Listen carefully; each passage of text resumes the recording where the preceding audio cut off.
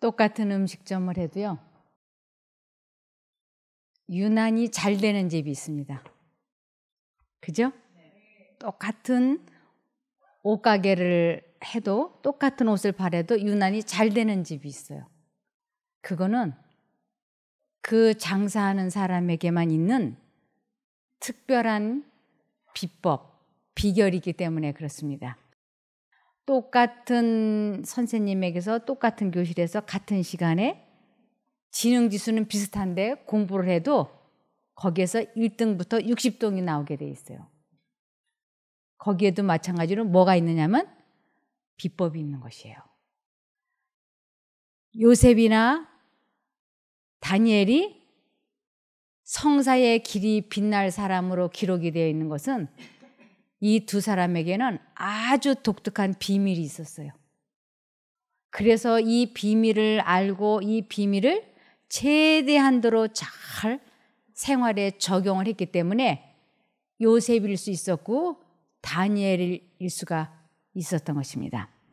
여기 바벨론과 메데 바사 나라의 정치가로서 다니엘이 당한 경험은 사업가란 반드시 기획을 잘하는 정략가이어야 하는 것이 아니라 매 발걸음마다 하나님의 가르침을 받는 사람이면 될 수 있다는 사실을 나타내 보인다. 다니엘은 세상에서 가장 큰 나라의 총리임과 동시에 하늘의 영감의 빛을 받는 하나님의 선지자였다. 영감의 기록에서 다니엘은 우리와 같은 성정의 사람이로되 과오가 없는 사람이라고 묘사하였다. 그의 원수들의 면밀한 조사에도 불구하고 그의 업무 처리에는 한 가지의 흠도 발견되지 아니하였다. 다니엘은 모든 사업가들이 그들의 마음을 바꾸어 거룩하게 하고 그들의 동기가 하나님 보시기에 의롭게 되었을 때에 어떻게 될 수 있는지를 보여주는 본보기가 되었다. 이 다니엘은 우리와 같은 성정의 사람이로되 과오가 없는 사람으로 묘사된 거예요. 어떻게 이럴 수가 있을까? 제가 이 다니엘에 관계되는 이 다니엘서를 읽어보면서 다니엘은 아주 뛰어난 사람이었어요. 보통 사람이 아니었어요. 그런데 그가 그럴 수 있는 비결을 가지고 있더라고요. 그 비결은 바로 이것이었습니다. 골로새서 1장 27절. 하나님께서는 이들에게 이방인들 가운데서 이 신비의 영광의 풍요함이 어떠한지를 알리고자 하셨으니 이 신비는 너희 안에 계신 그리스도시니 곧 영광의 소망이라.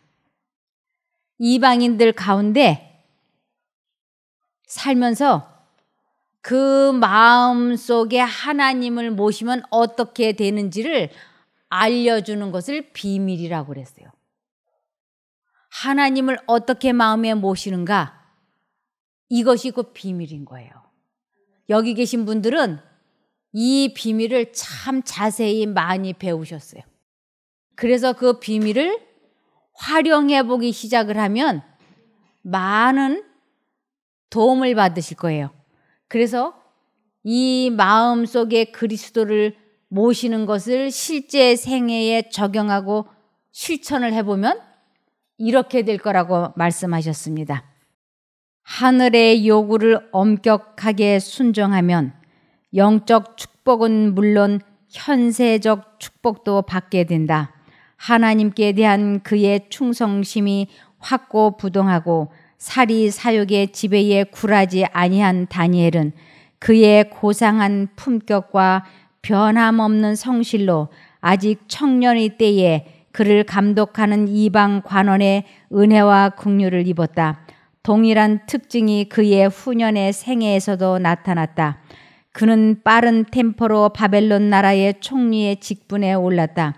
뒤따른 군주들의 통치를 거치는 동안 그 나라가 몰락하고 다른 세계의 제국이 설립되었으나 그의 지혜와 정치적 수완이 탁월했기 때문에 그의 재주와 예모와 티 없이 선한 마음과 원칙에 대한 성실성이 그토록 완전하였으므로 그의 원수들까지도 아무 틈 아무 허물을 얻지 못하였으니 이는 그가 충성됨이라고 고백할 수밖에 없었다. 이 다니엘은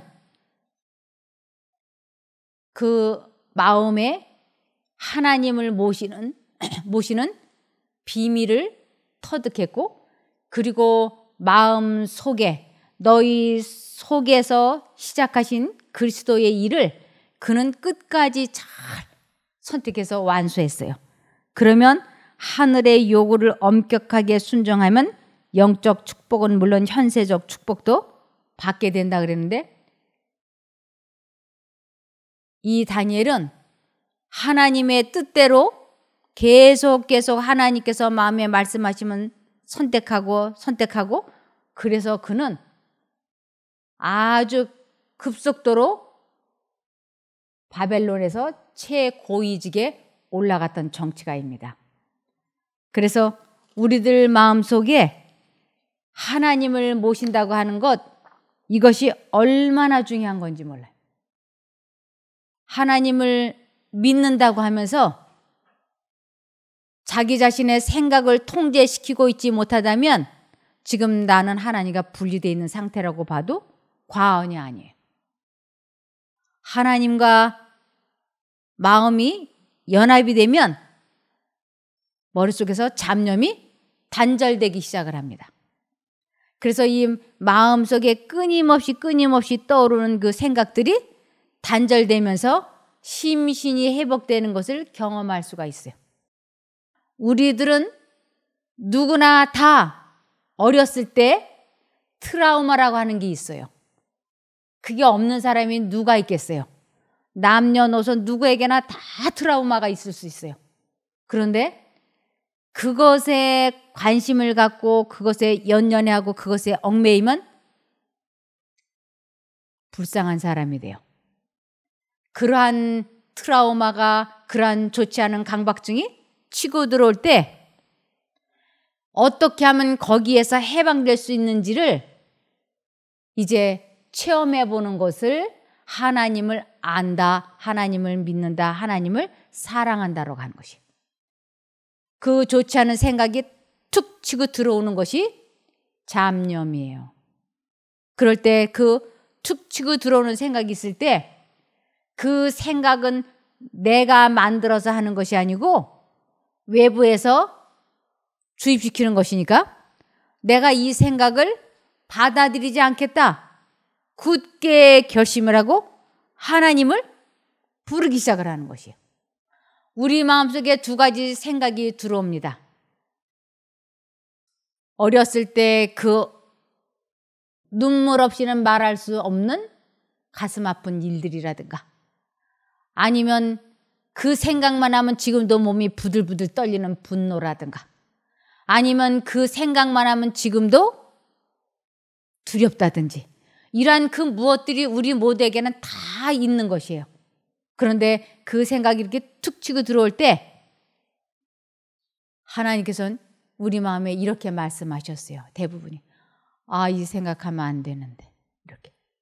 이 생각하면 안 되는데. 이것은 하나님께서 내 마음에 직접 말씀하시는 것이에요. 이 생각하면 안 되는데. 근데 우리는 그 생각에 익숙해져 있고 길들여져 있기 때문에 그 생각이 들어오면 그 생각을 하면 안 되는데 하는 하나님의 음성이 들리는데도 불구하고 그 생각을 자꾸 내가 하고 싶어 하는, 보복하고 싶어 하고 죄책감에 시달려 하고 하는 그 생각을 계속 하고 싶어 하는 본능이 있는 것이에요. 강박증이 있고. 그래서 그 생각을 받아들이지 않겠다고 아주 단호하고 분명하게 확실하게 결심을 하기 위해서 하나님을 부르기 시작하는 것이에요. 그래서 결심을 하기 위해서 하나님을 부르기 시작을 하다 보면 어느 순간에 딱 결심이 서게 돼요. 그래서 그 결심이 씀과 동시에 내가 하나님을 부르면 그 기가 막힐 악몽과도 같은 생각에서, 잡념에서 우리가 벗어나게 되는 것이에요. 이것을 체험하는 것을 하나님을 믿는다, 하나님을 사랑한다, 하나님을 안다. 이렇게 여러 가지로 설명을 하고 있는 것이.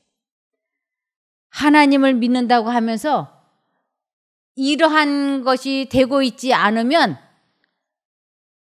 계속 나이는 먹어가는데, 몸은 늙어가는데, 몸은 병들어가는데 이 마음은 아주 괴롭고 힘들어지는 것이.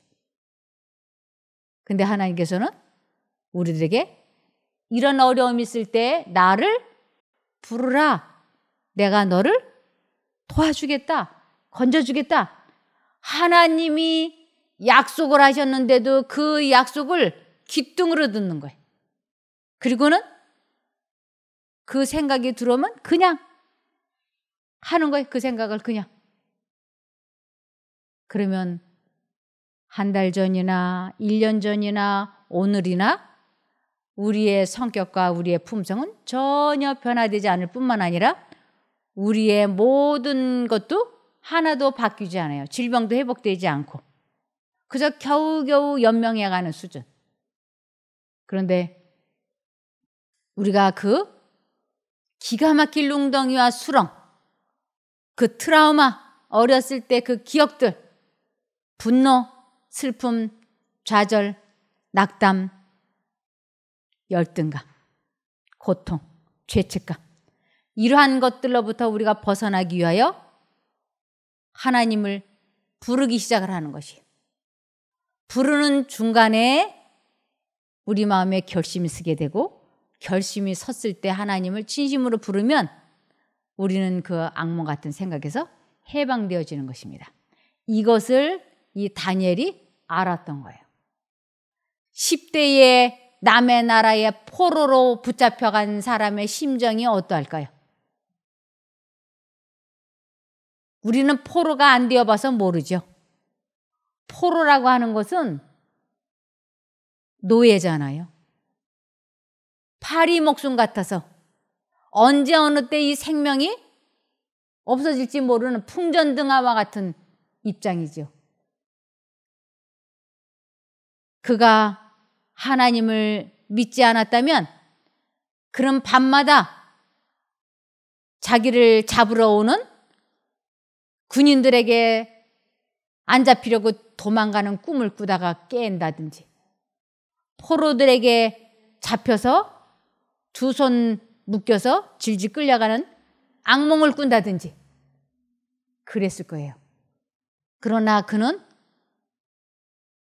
밤에는 꿈을 꾸지 않게 하나님의 천사가 침상을 지켜주시도록 하나님께 이 문제를 맡기면 하나님께서 다니엘의 침상을 하나님의 천사가 보호해 주어서 꿈 없이 깊은 단잠을 잘 수 있게 해주시고, 낮에는 끊임없이 하나님과 교통함으로 하나님의 음성을 듣고 살아감으로 그 한 치 앞도 내다볼 수 없는 포로 생활에서 길이 열리고 하는 것을 다니엘은 경험했던 것이에요.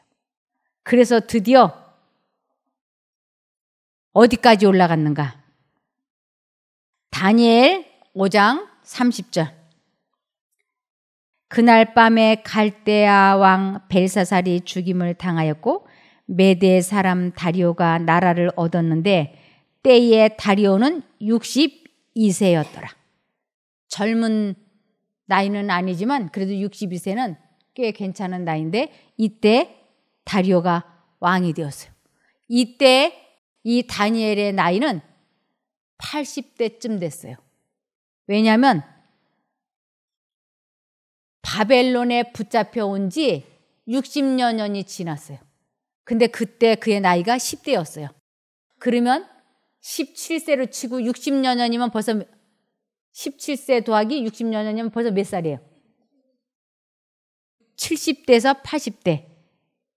그랬던 그가 느부갓네살 왕의 총리였다가 이제 벨사살 왕이 죽고 다른 사람이 왕이 됐는데 그때 이 다니엘의 품성을 보고 이 왕이 다니엘을 등용시켰어요.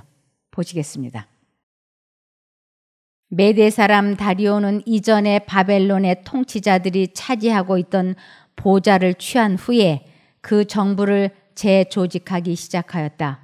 그는 방백 120명을 세우고 또 그들 위에 총리 셋을 두었으니 다니엘이 그 중에 하나이라.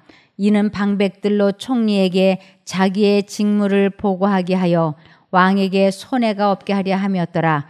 다니엘은 마음이 민첩하여 총리들과 방백들 위에 뛰어남으로 왕이 그를 세워 전국을 다스리게 하고자 한지라. 이 세 명의 총리가 있는데 이 총리들 위에 뛰어났다고 하면 세 명 중에 첫 번째 자리가 다니엘 자리인 거예요. 그리고 120명의 도지사가 있는 것이에요. 그래서 120명의 도지사가 있고 거기에 또 총리가 있었는데 그 총리 셋 중에서도 첫 번째니까 왕 바로 다음 자리인 거예요. 그런데 어느 세상에나 승승장구 일취월장하면 주변 사람들로부터 시기심을 받게 돼 있습니다. 그리고 이 시기심이 사람 마음에 생기면 그 시기심은 아주 잔인하고 혹독하기 때문에 상대방의 목숨을 빼앗고자 하는 악한 생각이 들어갑니다. 다니엘에게 주어진 명예들은 그 나라의 지도층에 있는 사람들의 질투심을 자극하였고 그들은 다니엘을 대적하여 이의를 제기할 기회를 찾았다. 그러나 그들이 아무것도 찾지 못하였는데 이는 그가 충성되어 아무 그릇함도 없고 아무 허물도 없음이었더라. 다니엘 정말 대단한 사람이에요. 정말로 주변 사람들이 털어서 먼지 안 나는 사람 있나 한번 보자. 그리고 툭툭툭 털어보는데 먼지가 안 나는 것이에요. 잠언 27장 4절.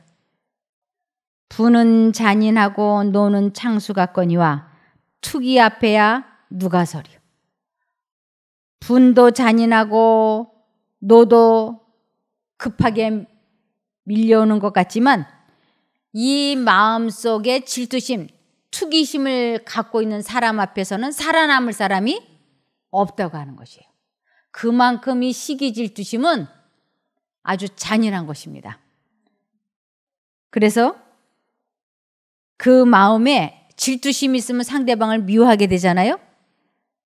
요한일서 3장 15절에 자기 형제를 미워하는 자마다 살인자이니 살인자마다 영생이 그 안에 거하지 않다는 것을 너희가 안다. 이 사람들 마음속에 다니엘에 대한 질투심이 끌어오르니까 이제 다니엘이 밉지 않겠어요? 그러면 필연적으로 어떻게 할까요? 죽이고자 음모를 꾸미게 되죠. 이 음모를 꾸미는 데는 그 뒤에 사단이라고 하는 이 세상 신이 존재하는 것입니다. 그래서 총리와 방백들이 사단의 계략에 걸려들었습니다. 사단은 이 지구상에서 하나님께 신실한 사람을 살려두기를 원치 않기 때문에 그렇습니다. 그래서 사단의 계략에 걸려들면 그 꾀에 사람들이 걸려 넘어지고 맙니다. 시편 5장 10절. 하나님이여 저희를 정죄하사 자기 꾀에 빠지게 하시고 그 많은 허물로 인하여 저희를 쫓아내소서. 저희가 주를 배역함이니이다. 자기 꾀로 인생을 살아가는 것은 하나님을 배반하는 행위라고요. 그래서 자기 마음을 믿고 사는 것은 하나님을 믿지 않는 것이고 목이 고든 사람인 거예요. 그래서 자주 책망을 받으면서도 목이 고든 사람은 어느 날 갑자기 망하게 될 거라 그랬어요. 이 목이 곧다 이것은 고집이 세다라는 뜻이에요.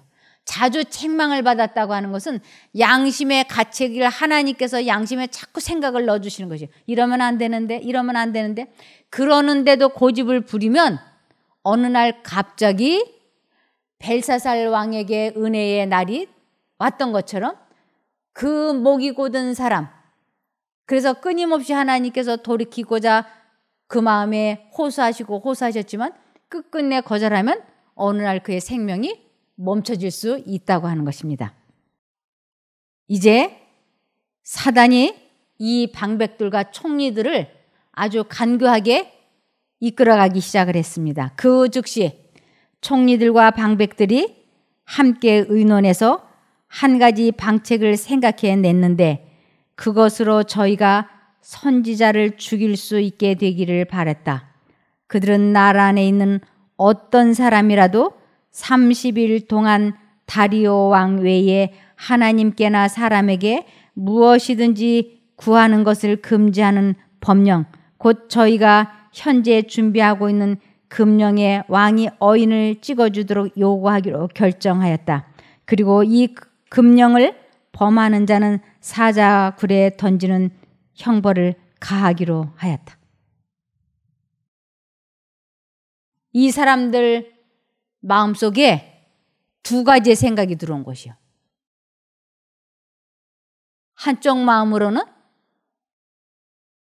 다니엘을 죽이면 안 되는데, 이러면 안 되는데, 이게 들통이 나면 안 되는데, 그리고 한쪽 마음으로는 다니엘이 죽이고 싶도록 미운 거예요.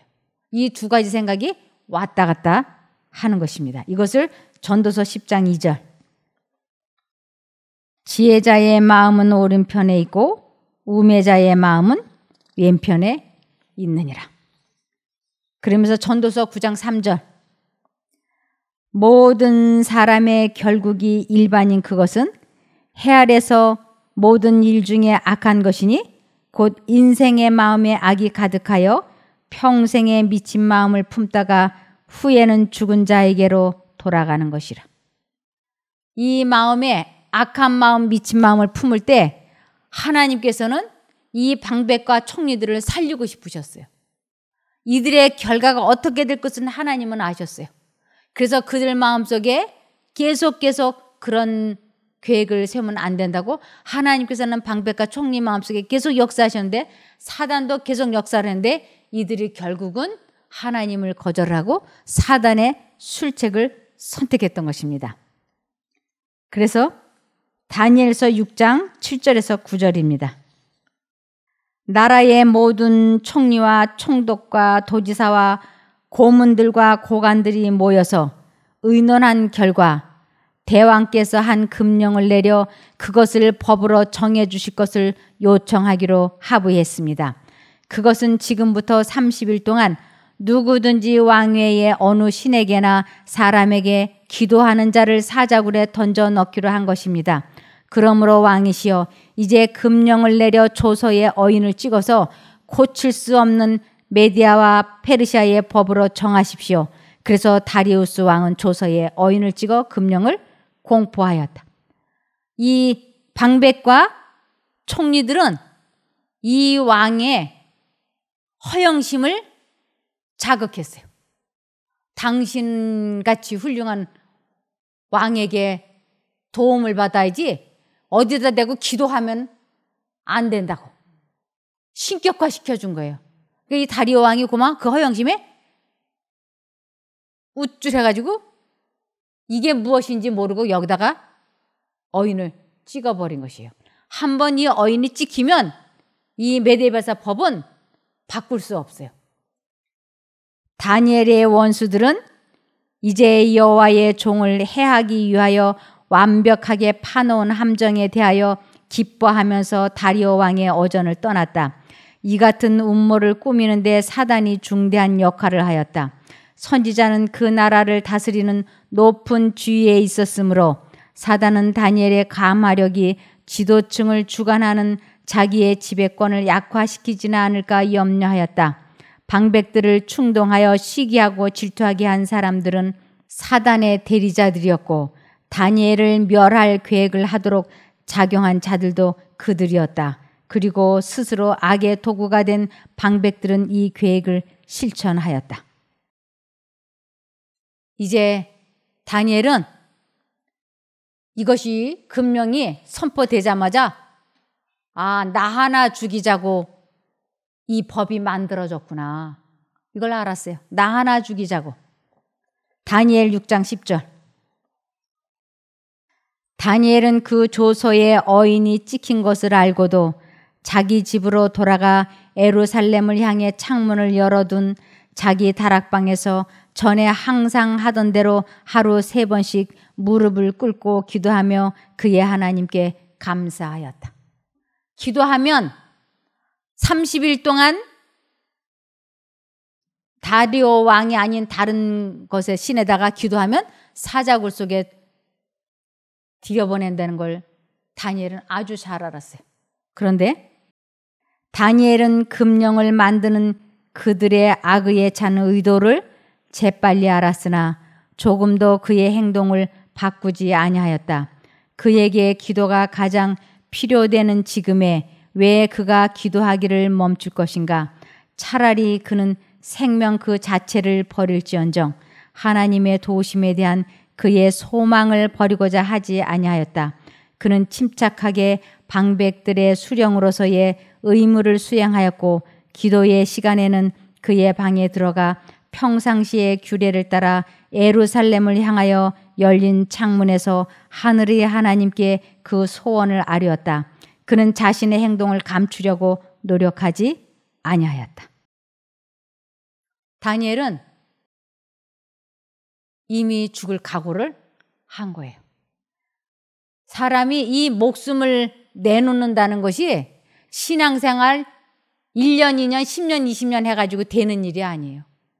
그 마음에 하나님을 모시고 하나님께서 말씀하시는 것을 아주 능수능란하게 잘 듣고 순종하는데 아주 긴 시간 훈련했던 사람이 목숨을 내놓을 수 있는 것이에요. 그는 그가 하나님께 충성하는 결과가 어떻게 될지를 잘 알고 있었으면서도 동요하지 아니하였다. 그는 자기가 하나님께 기도하면 틀림없이 사자굴 속에 들어가서 사자의 밥이 된다고 하는 것을 정확하게 알고 있었어요. 그를 멸하려고 음모를 꾸미고 있는 자들 앞에서 그는 하늘과 자기의 관계가 단절된 것처럼 보이는 것조차도 허락하지 아니하였다. 왕이 명령할 수 있는 권한을 가진 모든 사항에 대해서 그는 기꺼이 순종할 것이었다. 그러나 왕도 그의 금령도 그를 만왕의 왕에 대한 충성의 길에서 벗어나게 할 수는 없었다. 이제 자기가 하나님께 기도하면 죽고 하지 않으면 산다고 하는 두 갈래 길에 있을 때 그는 하나님께 기도하지 않으므로 하늘과 단절된 것처럼 보이는 것조차도 그는 싫어했습니다. 그는 아주 단호한 결심을 하고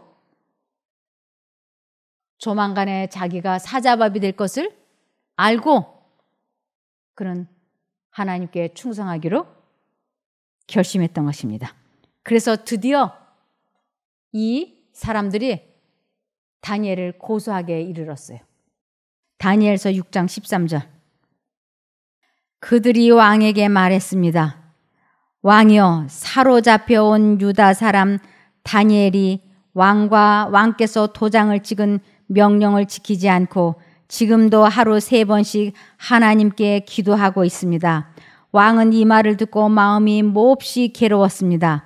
왕은 다니엘을 살리고 싶어서 해질 무렵까지 그를 구해내려고 온 힘을 다했습니다. 사람들이 와서 다니엘이 기도한다고 하는 말을 듣는 순간 다리오 왕의 정신이 번쩍 들었어요. 이게 다니엘을 죽이기 위한 음모에 내가 걸려들은 거구나. 그래서 다니엘을 살려내기 위하여 해가 지도록 그 다니엘을 사자굴에 들여보내지를 않는 것이에요. 무슨 수를 써서든지 이 사람을 살려내려고. 그런데 이 방백과 총리들이 이 다리오 왕의 심정을 누구보다도 잘 알았어요. 이 다니엘을 얼마만큼이나 사랑하고 아끼는지를 알았기 때문에 다시 그들은 왕이 옴짝달싹 못하도록 올가매기 위하여 그들이 다시 앞에 나타났습니다. 15절. 사람들이 다시 왕에게 몰려와서 말했습니다. 왕이여, 메대와 페르시아 법에 따르면 왕께서 한 번 내린 명령이나 법은 고칠 수 없다는 것을 기억하시기 바랍니다. 그래서 왕은 다니엘을 끌어다가 사자굴 속에 던져 넣으라고 명령했습니다. 그러나 왕은 다니엘에게 말했습니다. 내가 항상 섬기고 있는 네 하나님께서 너를 구원하실 것이다. 이 우리말 번역에는 이렇게 되어 있는데요. 다른 책의 번역은 항상 살아계신 너의 하나님 이렇게 나왔어요. 살아계신 너의 하나님이, 너의 항상 섬기는 내 하나님이 이렇게 나와 있어요. 그러니까 다니엘 하면 하나님 생각났고 하나님 하면 다니엘이 생각났던 것이에요. 그래서 이 다리오 왕이 얼마나 이 다니엘을 살리고 싶어 했는지 그가 살아계신 내 하나님이, 내가 항상 섬기는 내 하나님이 너를 구원해 주실 것이라고 말하면서 자기가 어쩔 수 없이 궁지에 몰려서 다니엘을 그날 밤에 사자굴 속에 집어넣으라고 그러고 거기에 돌 입구에다가 어인을 찍고 아무도 이 돌을 옮기지 못하도록 방백들과 총리와 다리오 왕의 어인을 꽝꽝꽝꽝 찍어서 돌을 입구를 막은 것입니다. 17절에 그러고 나서 돌을 굴려다가 사자굴 입구를 막고 왕과 귀족들의 도장을 찍었습니다. 아무도 다니엘에게 내린 처벌을 바꾸지 못하게 하려는 것이었습니다. 왕은 왕궁으로 돌아가 아무것도 먹지 않고 즐거운 악기 소리도 그치게 하고 밤새도록 뜬 눈으로 지새웠습니다. 이 다리오 왕이 이 다니엘을 얼마나 사랑했는지, 그가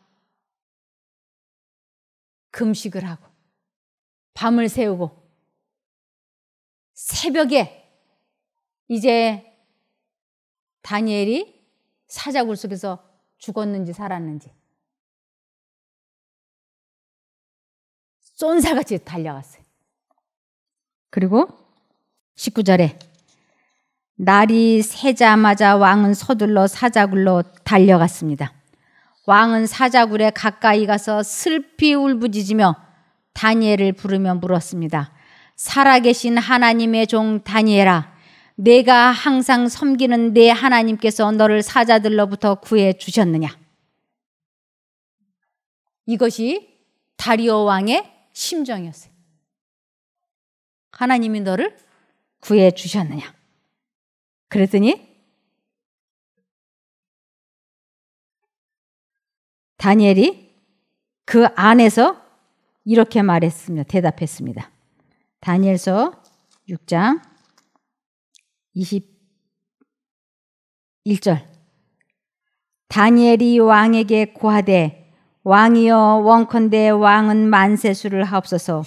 나의 하나님이 이미 그 천사를 보내어 사자들의 입을 봉하셨으므로 사자들이 나를 상해치 아니하였사오니 이는 나의 무죄함이 그 앞에 명백함이오며 또 왕이여 나는 왕의 앞에도 해를 끼치지 아니하였나이다. 왕이 너무너무 기뻐했어요. 왕이 심히 기뻐서 명하여 다니엘을 굴에서 올리라 하매 그들이 다니엘을 굴에서 올린즉 그 몸이 조금도 상하지 아니하였으니 이는 그가 자기 하나님을 의뢰함이었더라. 왕이 명을 내려 다니엘을 참수한 사람들을 끌어오게 하고 그들을 그 처자들과 함께 사자굴에 던져 넣게 하였더니 그들이 굴 밑에 닿기 전에 사자가 곧 그들을 움켜서 그 뼈까지도 부서뜨렸더라. 여기에 다니엘이 대답하는 장면에 아주 감동적인 단어가 하나가 있어요. 22절에 나의 하나님. 어떻게 이런 말할 수 있을지. 나의 하나님. 그러면서 23절 끝부분에 이는 그가 자기 하나님을 의뢰하였더라. 이것이 다니엘이 죽으면 죽으리이다 하고 하나님만 의지하고 인간의 권모, 술수, 술책을 전혀 사용하지 않았어요. 사람들에게 아부를 한다든지 도와달라고 하지 않았어요. 다니엘은 정말이지 나의 하나님, 그분만 전적으로 의지했던 것입니다. 그래서 그의 생애는 하나님께서 그의 옆에 언제나 계신 것처럼, 그는 하나님 앞에 서 있는 것처럼 그렇게 살았어요. 그래서 그는 영감의 기록에서 다니엘은 우리와 같은 성정의 사람이로되 과오가 없는 사람이라고 묘사될 수 있었던 것입니다. 그래서 우리가 뜻을 정하고 결심을 하지 아니하면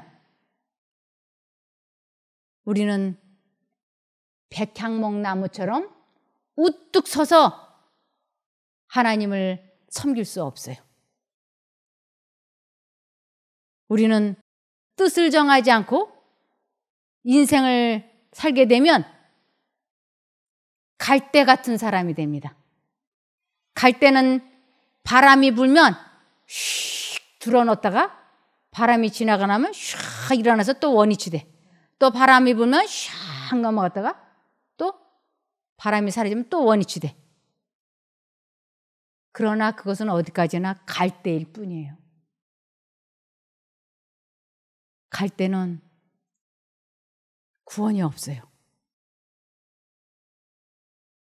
우리는 아주 내 마음에 하나님을 모시겠다고, 즉 하나님의 생각이 들어오면 이유를 불문하고 선택하겠다고 굳게 결심을 하고 1분은 60초, 1시간은 3600초 내가 하나님을 잠시 잠깐도 잊어버리지 아니하리라고 내 마음과 정신을 하나님께 고정시켰다는 의미로 계속 하나님을 부르면 우리 마음속에 잡념이 사라지고 이 마음 속에